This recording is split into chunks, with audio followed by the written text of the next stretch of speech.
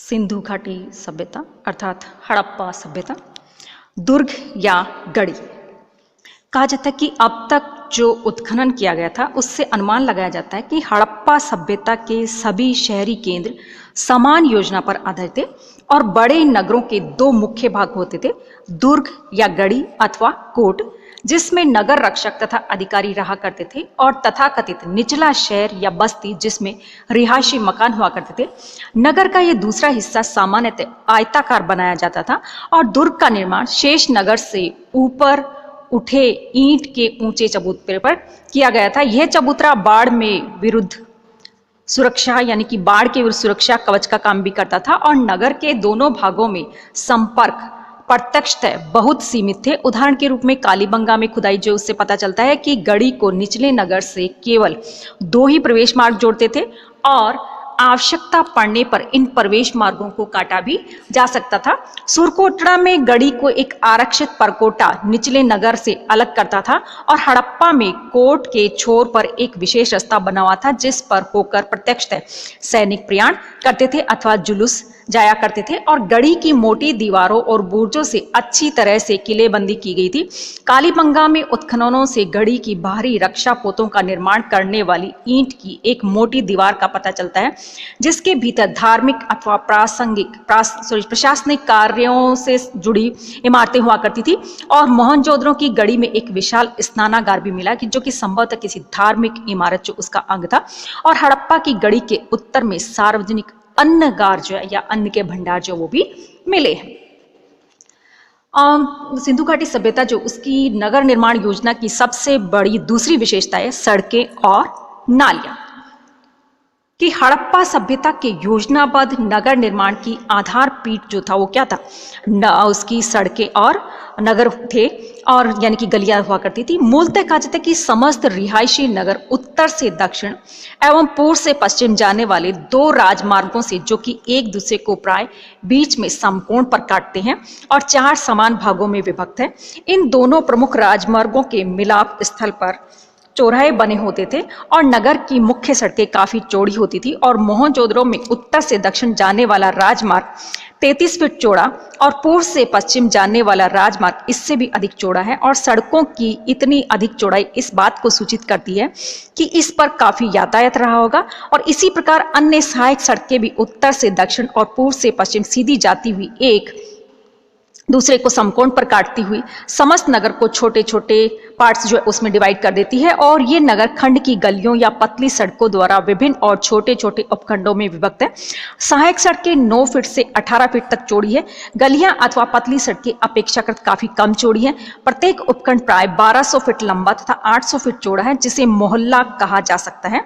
Ernest मैगे के अनुसार इन सड़कों का विन्यास कुछ इस प्रकार का है कि हवा उन्हें स्वयं साफ करती रहे। ये सड़कें मिट्टी की बनी थी, परंतु इनकी सफाई का बड़ा ध्यान रखा जाता था, और सड़कों पर स्थान स्थान पर कूड़ा करकट डालने के लिए मिट्टी के पात्र रखे जाते थे अथवा सड़कों के किनारे स्थान स्थान पर गड्ढे खोदे जाते थे। और हड़प्पा की खुदाई में इस प्रकार के गड्ढे मिले हैं, और स्पष्ट है कि इस प्रकार जगह जगह एकत्र कूड़ा करकट को नियमित रूप से बाहर फेंकने की व्यवस्था भी रही होगी, और इससे पता चलता है कि यहाँ के लोग अपने नगरों की स्वच्छता का विशेष ध्यान रखते थे। अगली बात आती है भवन निर्माण योजना, कि हड़प्पा सभ्यता के प्राचीन स्थल जो उनकी खुदाई से उस समय की भवन निर्माण कला जो उसके बारे में हमें बहुत ज्यादा जानकारी मिलती है। इन नगरों के मकानों की एक विशेषता ये थी कि उनके दरवाजे या खिड़कियां जो थी वो मुख्य मार्ग की ओर ना खुलकर अपितु गलियों की ओर, सहायक सड़कें जो थी उनकी ओर खुलते थे। और खुदाई में सभी प्रकार के भवन जो उनके अवशेष हमें मिले हैं, सबसे छोटे मकान का आकार जो होता था वो 30 फीट लंबा और 27 फीट चौड़ा होता था, और उसमें लगभग 4 से 5 कमरे होते थे, और बड़े मकान जो होते थे उनका आकार छोटे मकानों से लगभग डबल हुआ करता था, और उनमें कमरों की संख्या जो वो भी लगभग डबल होती थी। हड़प्पा की अपेक्षा मोहनजोदड़ो के मकान जो थे वो अधिक बड़े थे और उनके अवशेष भी अधिक सुरक्षित है। इसका एक कारण ये भी माना जाता है कि हड़प्पा के आसपास के गांवों के लोग उसके खंडरों से ईंटें खोद कर ले जाते रहे, और जब लाहौर और कराची के बीच रेलवे लाइन बनाने के लिए हड़प्पा के ध्वस्त से ईंटें निकाली गई तो यहाँ के अवशेषों को भारी क्षति पहुंची और जिस समय मिस्र निवासी पक्की ईंटों के प्रयोग से अनभिज्ञ थे और मेसोपोटामिया में ये प्रयोग अत्यंत मात्रा यानी कि बहुत ही कम मात्रा में होता था, उसी समय सिंधु निवासी पक्की और कच्ची और पक्की दोनों ही प्रकार की ईंटें जो उनको बनाने में निपुण थे और उनका व्यापक उपयोग जो वो भी करते थे। कच्ची ईंटें जो होती थी उनको धूप में रखकर सुखाया जाता था और पक्की ईंटें बनाने के लिए उन्हें भट्टों में पकाया जाता था और सभी प्रकार की माप की ईंटें मिली है और अधिकांश पक्की ईंटें जो थी उनका माप 11x51x4 के लगभग। तो इस प्रकार से अलग अलग प्रकार की नाप जो वो मिले हैं और सबसे बड़ी कच्ची ईंट प्राय 18x7 और 2x3.14 की है और ईंटों को पकाने के लिए मुख्यतः लकड़ी यूज होती थी और संभवतः शहर के बाहर ईंटों को पकाने के लिए भट्टे भी बने होंगे और कहीं कहीं पर ठीक सड़क के ऊपर ही कुम्हारों के भट्टे जो वो भी मिले और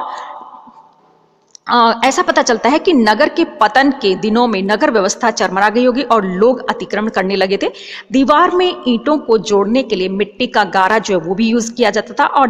अमीर लोग जो होते थे मिट्टी के गारे में चूना भी मिलाते थे, जैसा कि अभी भी होता है कि भी कच्चे मकान जो है मिट्टी से बनाए जाते हैं, पक्के मकान जो सीमेंट से बनाए जाते हैं और मकानों का निर्माण जो नींव डालकर किया जाता था, जो कि हम अभी भी करते हैं। और 2 मंजिले मकान जो होती थी उनकी नींव जो थी वो ज्यादा गहरी हुआ करती थी और ऐसे मकानों की पहली मंजिल की दीवार भी अधिक चौड़ी बनाई जाती थी। अर्नेस्ट मैके महोदय के अनुसार दीवारों पर प्लास्टर भी किया जाता था और निचली मंजिल के ऊपरी मंजिल पर जाने के लिए लकड़ी और पत्थर से सीढ़ियां बनाई जाती थी जो कि प्राय बहुत ऊंची और तंग होती थी। अधिकांश मकानों के दरवाजे 3 या 4 फीट चौड़े होते थे और कमरों में दीवारों के साथ अलमारियां बनाने की प्रथा जो वो भी रही थी। मकानों की योजना में कक्ष युक्त खुली सहन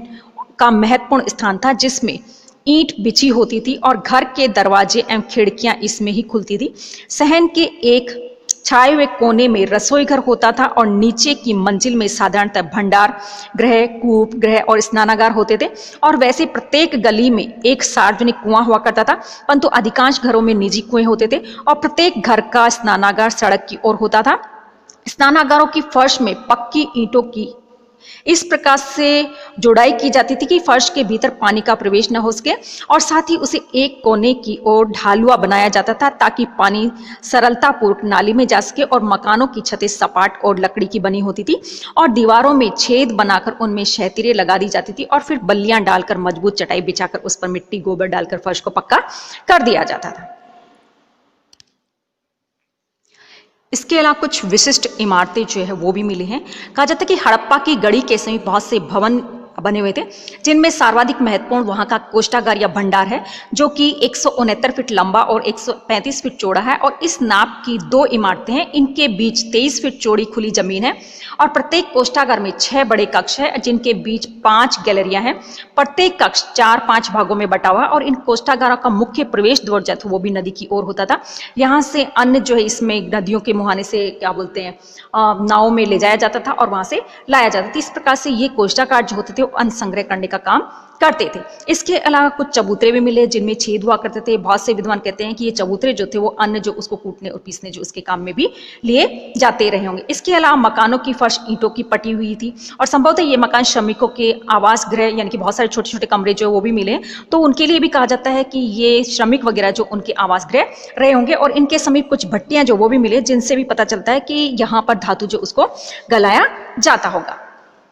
इसके अलावा विशाल स्नान कुंड कि मोहनजोदड़ो की गढ़ी के भीतर एक बहुत बड़ा स्नान कुंड बना हुआ मिला है जो कि 39 फीट लंबा और 24 फीट चौड़ा और 8 फीट गहरा है और इस स्नान कुंड की दीवारें बड़ी सुदृढ़ बनी हुई। दीवार के दोनों ओर बड़ी सावधानी और कुशलतापूर्वक पक्की ईंट लगाई गई है और उसके बीच में कच्ची ईंटों का प्रयोग हुआ और कुंड की फर्श में खड़ी ईंटों का प्रयोग इस ढंग से किया गया है कि उनके बीच दरार न रहने पाए और फर्श एवं दीवारों की जुड़ाई खड़िया मिट्टी से की गई है और नमी से बचाव के लिए बाहरी दीवार पर 1 इंच मोटा राल का प्लास्टर चढ़ा हुआ है और इस कुंड में जाने के लिए दक्षिण और उत्तर की ओर ईंटों की सीढ़ियां बनी हुई है और उत्तर की सीढ़ियों के समीप एक चबूतरा है और कुंड के फर्श का ढलाव दक्षिण पश्चिम की ओर है और उसी दिशा में पानी निकालने की मोरी भी बनी हुई है। समय समय पर सफाई के लिए कुंड का गंदा पानी इसी मोरी के रास्ते से बाहर निकाला जाता था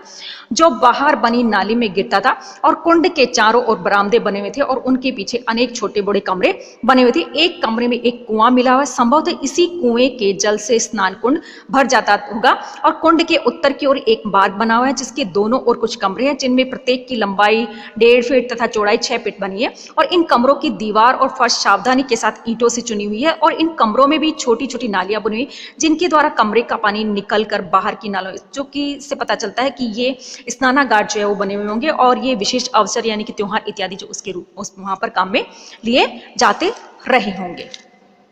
इसके अलावा दूषित जल जो उसको निकालने की व्यवस्था, जाहिर है दूषित जल जो उसको शहर से बाहर निकालने के लिए नालियां जो बनी होती थी। कहा जाता है कि प्राय सभी नगरों में नालियां या मोरियां जो उनका जाल बिछा हुआ था और मकानों से आने वाली नालियां तथा प्रणाली गली की नालियों में मिल जाते थे और गली की नालियां सहायक सड़कों की जो नालियां होती थी उसमें मिल जाती थी। सहायक सड़कों की नालियां मुख्य मार्गों की बड़ी नालियों में मिल जाती थी और मुख्य मार्गों की नालियां मेहराबदार पुलियों से होती हुई नदी में जा मिलती थी। नालियां पक्की हुआ करती थी और उसके निर्माण में ईंट, पत्थर, चूने और जिप्सम का प्रयोग किया जाता था। नालियों को ईंटों तथा पत्थर की पट्टियों से ढक दिया जाता था और समय समय पर नालियों को साफ भी किया जाता था। इन नालियों में थोड़ी थोड़ी दूरी पर शोषक कूप भी बनाए गए थे ताकि कूड़े से पानी का बहाव न रुक सके और नालियों की ऐसी उत्तम व्यवस्था यूरोप के प्रमुख नगरों में 18वीं शताब्दी के आसपास ही विकसित हो पाई थी। उत्तम सफाई व्यवस्था को देखकर बाशम महोदय का विचार है कि अनेक सुनियोजित गलियों एवं नालियों का विद्यमान होना यह स्पष्ट करता है कि वहां किसी नगरीय सरकार की अवश्य ही देखरेख